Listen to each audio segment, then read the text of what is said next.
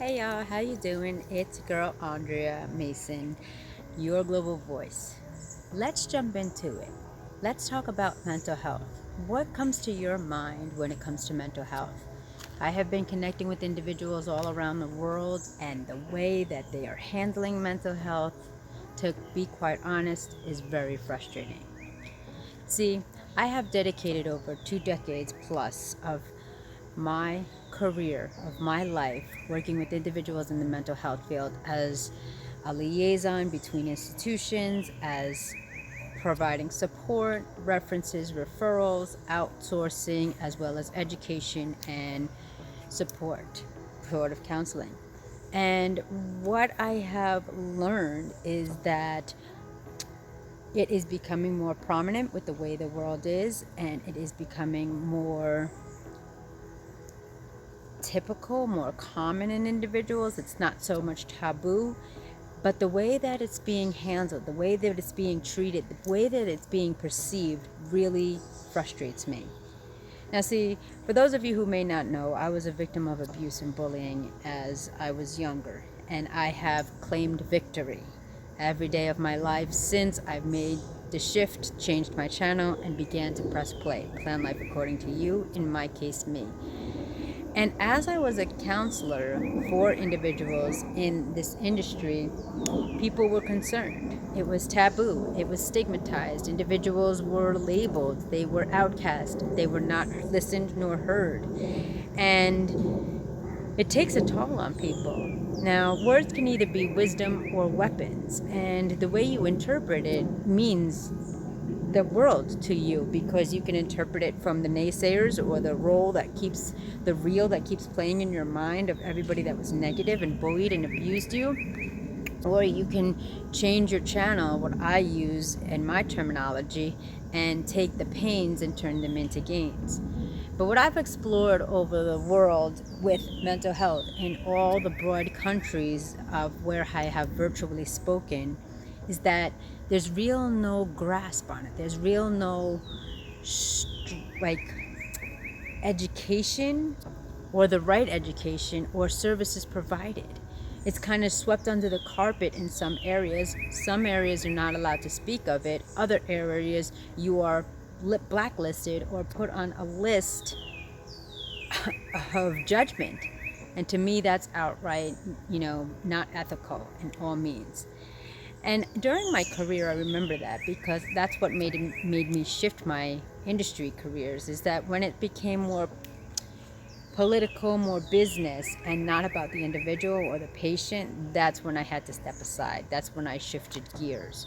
So, as far as mental health goes, it is not an impairment of intellect by all means. Sure, there's chemical imbalances. Sure, there's extraneous variables. Sure, there's pre-existing conditions, medical conditions, hormonal imbalance, chemical imbalance. But most of the time, depending on the severity and level of functioning there may be, there is intellect. The individual knows what's going on. But what happens is that they don't get to the root cause, or really incorporate or implement the family on what's going on home. Now think about it. Mental health is about nature, nurturance, environments, how they perceive things, how people learn, how people's perspectives are. And there's so many different myriads of understanding mental health that it's not solely or should be a diagnosis. We should be looking and exploring the prognosis and how to manage it. Now, I have worked with individuals who went from low level of functioning to high level of functioning through supportive counseling. And what do I mean by that? I didn't treat the individual as a statistic, a label, someone who has been incarcerated, someone who's been hospitalized, someone who's on medication. I dealt right to the heart of the individual and dealt them as somebody's family member, loved one, sister, brother, coach, even elite lawyers, people in elite statuses quo of the career. And what I want to share with you is, if you have someone in your family or you are experiencing it yourself, make sure you go to the right source. Make sure you take inventory on who you want to connect with, to educate you, to coach you, to connect with you, to hold you accountable, responsible. Because what happens more times often than none, it depends on the insurance coverage, it depends on the availability, and it should priority, most significantly, be based on the chemistry that you have with that individual. Now, like I said, when I did my service for the industries for over 2 decades in the social work and psychology careers, I made a connection. It was about a relationship between 2 individuals, understanding where they were, understanding where they are, and what their goals were. And I was able to get individuals into the workforce. I outsourced them to special expertise who had the similar morals, ethics, and values. So what I believe in this world that we need to do with regards to mental health is truly educate individuals based on experience, based on personal experience, academic experience, intellectual experience, and familial experience. Because what happens more often when one is, regardless of the industry, they only know a certain fraction of the puzzle. I say go deep and go as far as you feel comfortable, as well as the recipient receiving the services. Because when you get to know an individual on a level of trust, a level of disclosure, I'm just being mindful because it's twilight and the bears are out. And when you get to a point of having that connection, having that chemistry, hey, look, I'm an individual just looking for support, just like you are. That's when you really make the change. And that's what I've always done in the industries of social work and psychology. When I worked for corporate, when I worked in all the environments of homelessness, hospitalizations, jurisdictions, people incarcerated, people on the streets and what have you, in rough situations, I got to understand the person.